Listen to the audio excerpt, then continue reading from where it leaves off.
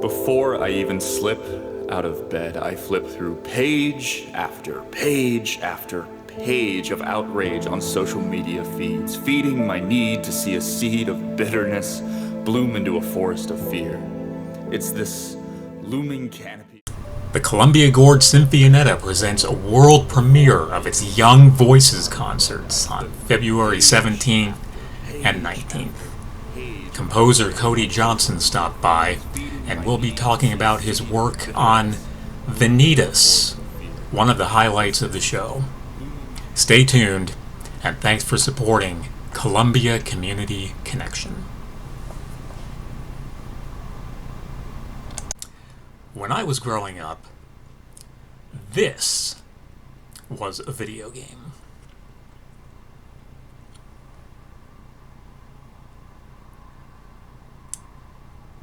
There were no soundtracks. There were no fancy graphics. But they were fun to play. Now, why on earth would we need to mention video games for something called a Young Voices concert? Well, it turns out that today's world of advanced video gaming has brought musicians together that may never have crossed paths before. Today, my guest is Cody Johnson, who has made a name for himself in producing music soundtracks for video games like this one.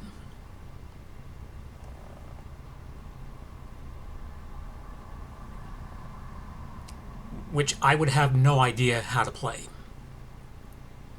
But the important thing is that through the video game industry, there was enough interest in Cody's work to bring it into the Young Voices program.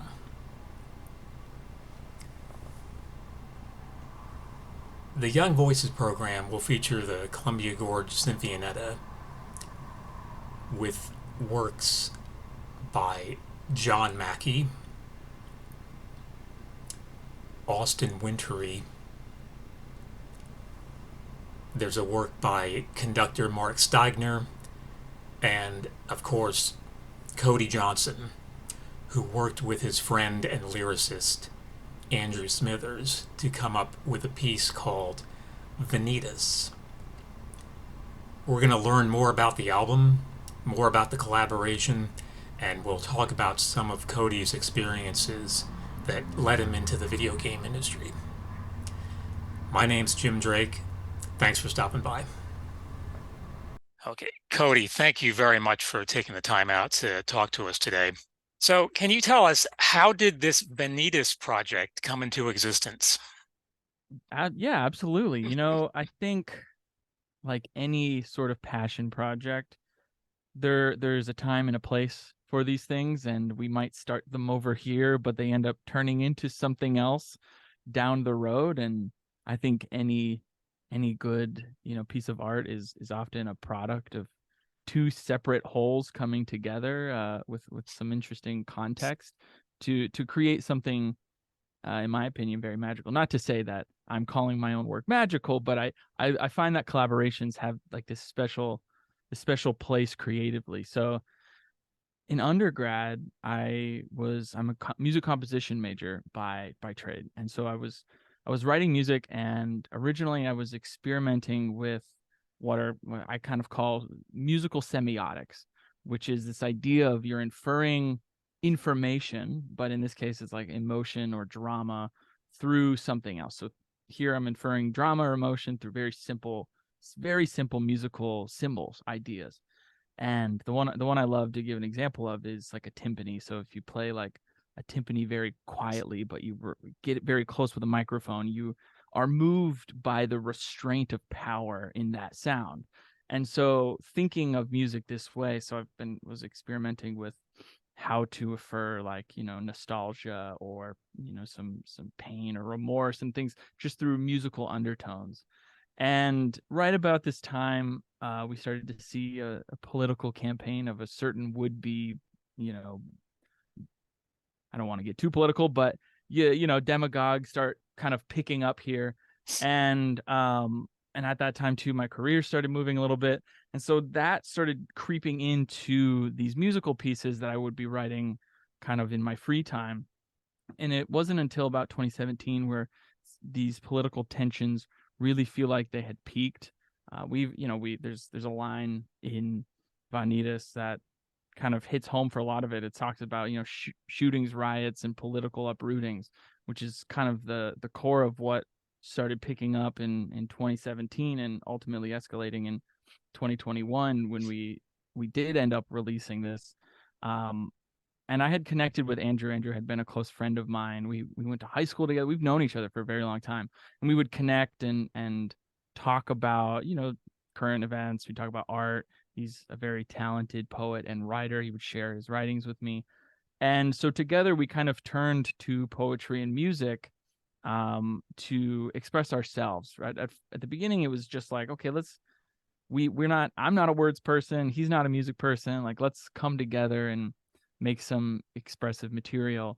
And when we were doing it, we absolutely had this kind of agreement that this is for us. This is not to take up space for the voices that need to be heard during this time. So we kind of did this quietly, and ultimately we released it quietly.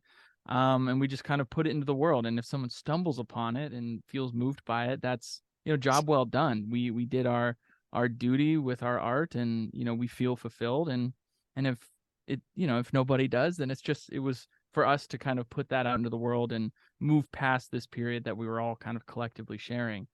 And so that's kind of how it came to be. It took years of us kind of working on it in our free time, extending the pieces, adding more language. At one point, we had written it in the first pass of poetry in 2017. And when we went to go release it in 2021, it just didn't make sense anymore. It was like two like current issues of 2017, but things had gotten worse in a lot of ways. So we revisited it. So it was like this living document of what was happening through those years. And ultimately we did just commit to getting it released in 2021, and kind of led us to where we are now, where and the piece as a whole reflects sort of this narrative parallel of a certain futility you begin to feel at repairing kind of the current state of affairs in our nation, where we acknowledge these issues that are plaguing our society. At least to some people, they believe it's plaguing our society, and we acknowledge that there are efforts there to rebuild. And it's a lot when you are staring it in the face every day and you get desensitized to it, and you feel this futility. And so a lot of the piece is built around that, and this question of like our society, our here at home domestically, and abroad elsewhere, but really it's focused on sort of our experience as Americans as teetering on this precipice of change, and what are we going to do with that ultimately. And so the piece, rather than ending on a cadential punctuation or something like that, it musically and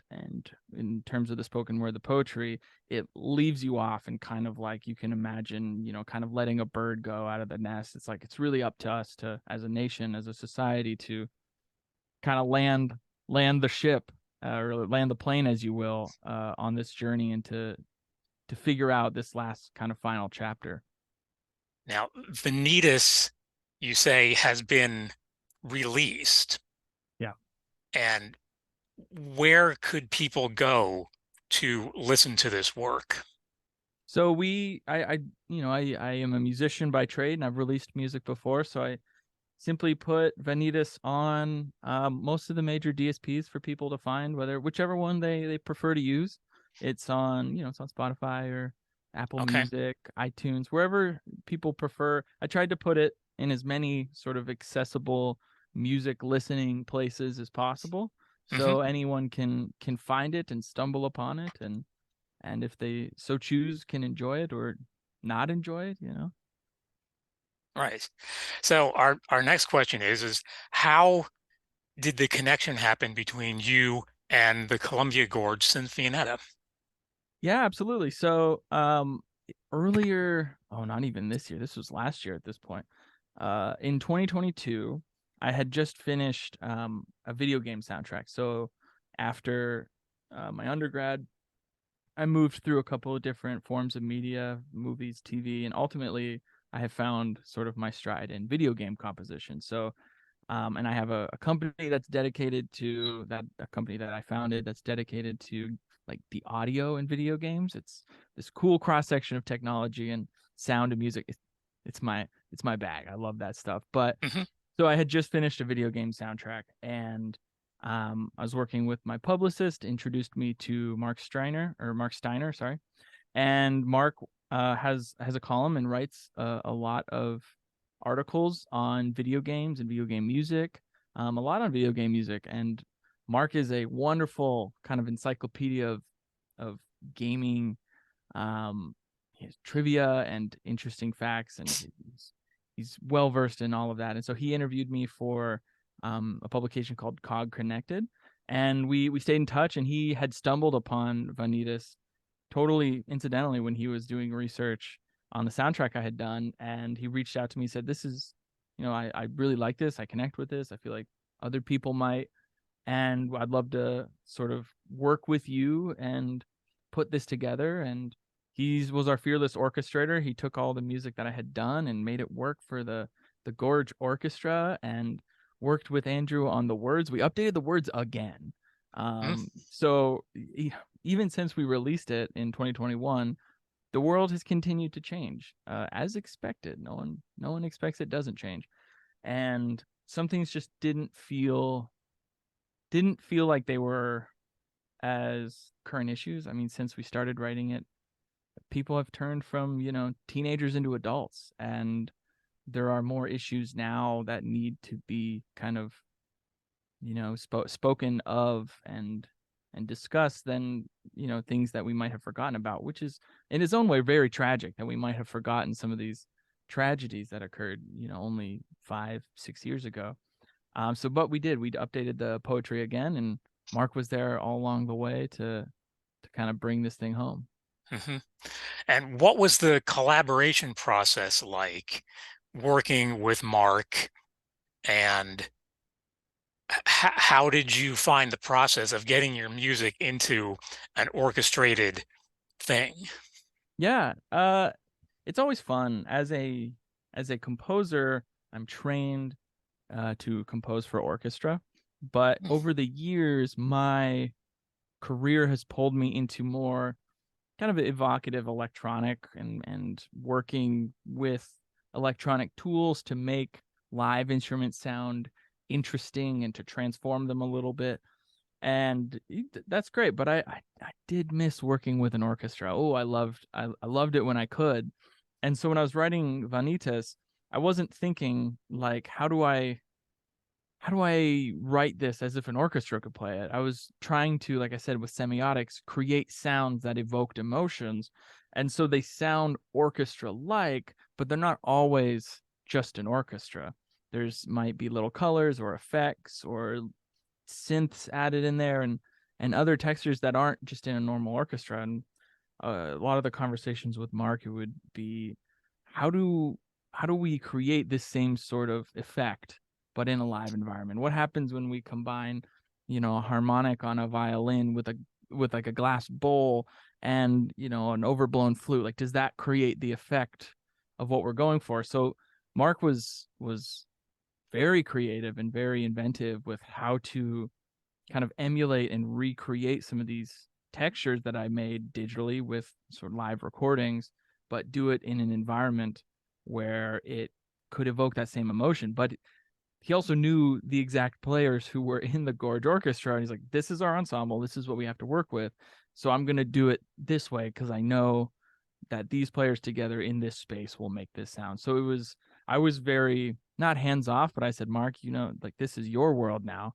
You know these players. You know the music very well now." I gave him all of my files, and I definitely took my hands off the wheel because, like I said, collaborations make much better material. And so bringing one more person in, and adding them to the Vanitas family, I welcomed it. We were thrilled that Mark brought some really, really interesting colors to the music. Now, would you say that Vanitas is a completely different project for you, or does it have elements of other, like a, is this like a video game soundtrack Right. to you, or is this something completely different? I think there is in my brain, when you look at media projects, whether it's a film or it's a television show or it's a game, the special thing about those is, and like a collaboration, is the sum of a whole. It's all of those parts that make it up coming together in this perfect little like Rubik's Cube puzzle where the narrative is uplifted by the performers, which is uplifted by the programming and the music and the sound effects. Everything delivers on ultimately what's immersion, whether it's a lean forward experience like with gaming where you are literally leaning forward to control it, or if it's a lean back experience like a movie where you can, you are experiencing the movie sort of wash over you rather than injecting yourself into it. But when art forms have an opportunity to breathe independently, not to say that it's their purest form, because I think the next great leap for art is finding crossover, multimedia and finding the cross section. When people dance about architecture, I think is kind of a very interesting sort of place seeing two art forms combined together. That's an example. I don't know if people do that. But so in that regard, no, because this was music, and in this case spoken word as well, but ultimately it's kind of a subgenre of music, which is again a cross section of poetry and music, spoken word, but it exists for itself and to be itself and to deliver on its own very multidimensional sort of purpose. And it's always interesting going back there because that's where I started. I think that's where most musicians start, is music for music's sake, and then they end up wherever they end up. Kind of like me, I'm in video games now, love it, but I don't get to make music for music's sake all that often.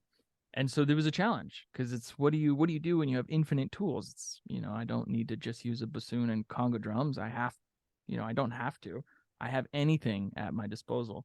So it becomes a challenge making art for art's sake. So I'd say it's drastically different. And I don't have any clients. None of my collaborators are telling me, yo, that doesn't fit this green tree over here.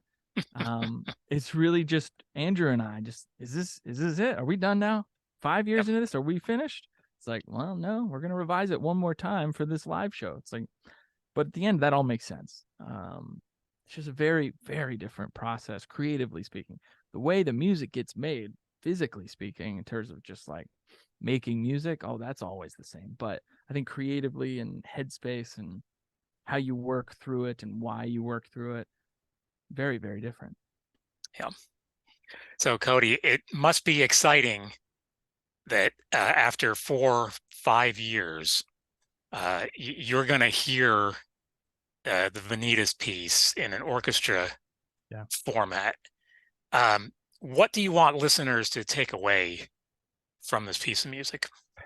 I would love to read Andrew's response here, if that's okay. Sure. And And tell then us who Andrew is. yeah, absolutely. Andrew is my collaborator on this project. He is the writer and the poet, and on the recording, he is the performer of the voice as well. Andrew is a fantastic, fantastic writer. He's written entire novels of poetry, and Hmm. he couldn't be with us here today, but he will be with us at the February 17th performance of Vanitas live. So that's very Yeah, exciting. So if you stop by, you can say hi to Andrew and myself. So that's in great. terms of what we want listeners to experience and feel about Vanitas, Andrew wrote that he wants listeners to know that the exhaustion with what's unfolding before us on a daily basis does not equate to indifference. This fatigue, this lack of resolution, it isn't a resignation on the part of American citizens to what's happening, that it's a symptom of overexposure to sensationalism. That's Andrew's much better with words than I am. Wow. He's quite the writer. Yeah. Great. So, what was it like to be asked to be part of this young composer program? I think that's kind of interesting. Yeah, it's a great honor. Not often do things like this happen, let alone in my career has, something like this has never happened.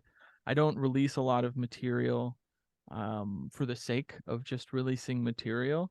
So the fact that this was found and chosen to be performed, it means a great deal, and it is very inspiring and reaffirming for us that the way we choose to express ourselves feels appropriate to the capabilities that we have.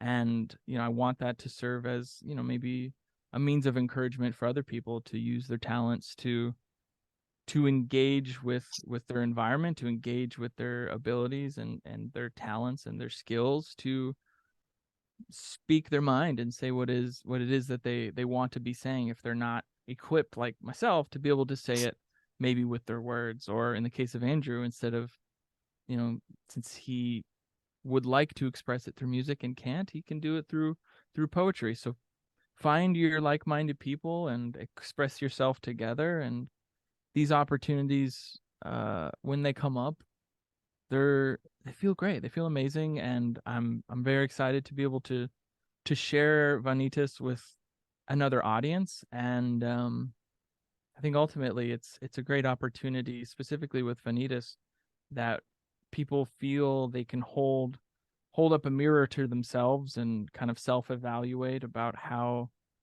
they are or are not participating for any given reason. Like Andrew said, it's a symptom of overexposure, but how they're participating in this cycle, and what comes next. Great. Cody, I found it really interesting that you do video game soundtracks.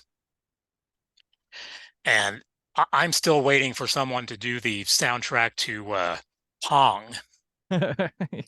Two tones. That, yeah, that's my level of gaming. That's Um, excellent. what was it like getting your music into some fairly, uh, I guess, popular gaming releases? That too is a shock. I think, well, I would say many of the blessings in my life are just taken with the utmost joy and gratitude. And it was a moment initially when I started having opportunities to work in games where I felt recognized for what I was creating, and what felt like a piece of who I was. Because as artists, especially as artists who are kind of creative professionals, we try not to imbue too much of ourselves into what we're creating, because we're creating it for other people and it's theirs. They, hire us to do it. But inevitably we put a piece of ourselves in it, because that's also what they want. It's also what they're looking for, is they respect what we create and they want us to make their vision. So to know that I was putting a piece of myself into a creation, and people on the other side of the world, specifically in Japan, is where most of my early clients were coming from, um, were excited about that and liked what I was doing and kept hiring me back and asking me to do bigger and bigger projects. That was a thrill. It still feels great. It feels amazing to not only just be the validation, but the opportunity to collaborate and to work with. And in gaming, it's you're working with someone on the other side of the world who speaks a different language than you, on a game that millions of people are going to purchase and play, and knowing that your music that you've worked on together is going to be in people's ears for like 6 hours a day. It's just, a lot of that is overwhelming, but it's very beautiful and it's very poetic, and I love it. I'm thrilled any opportunity I get. Even today with my company, we work with plenty of people in China and Japan and Taiwan and all over, and every experience is totally unique and in itself creatively fascinating, and it's amazing. Yeah. Well, Cody, thank you very much for your time.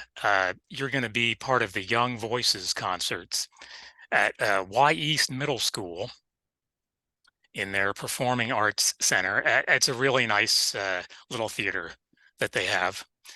February 17 and also on February 19.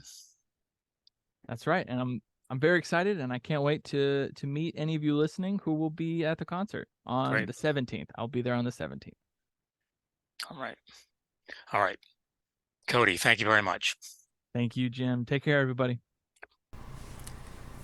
Secondary voiceover. Take 5.